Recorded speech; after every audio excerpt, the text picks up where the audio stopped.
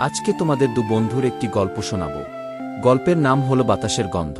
চলো আর না দেরি করে গল্প শুরু করা যাক।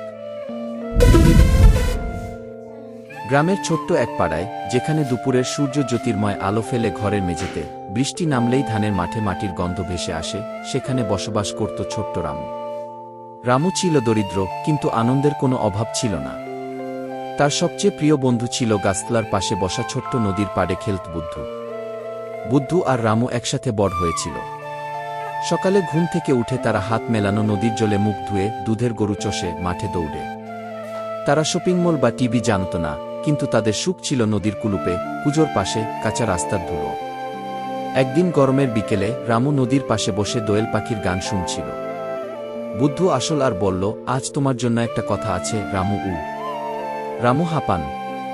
কি কথা? বুদ্ধু চুপচাপ নদীর দিকে তাকিয়ে বলল, আমি অন্য গ্রামে চলে যেতে হবে। আমার বাবা চাকরি পেয়েছে।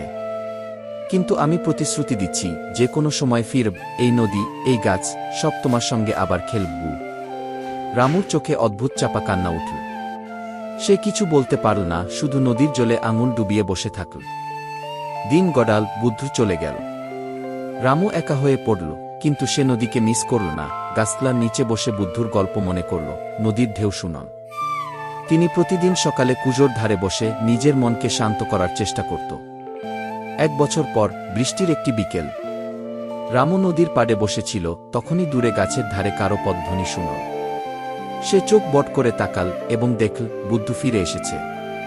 বৃষ্টির জল গড়িয়ে পড়ছে তাদের চুলে, কাঁদছে তারা, কিন্তু আনন্দের কান্না। বুদ্ধু বলল, আমরা অনেক দূরে গিয়েছি, কিন্তু এই নদী, এই গাছ, সব আমাদের জন্য অপেক্ষা করছিল। মনে রেখো, বন্ধু মানে শুধু দেখা নয়, মন মানে সঙ্গে থাকা। রামু আর বুদ্ধু হাত মেলালো, এবং নদীর ঢেউ যেন তাদের বন্ধুত্বের জন্য নতুন গান গাইতে শুরু করল। তাদের জীবনের সব আধুনিকতা দূরে, শুধু প্রকৃতির কোলে খুশির স্মৃতি আর বন্ধুত্বের মূল্যমান।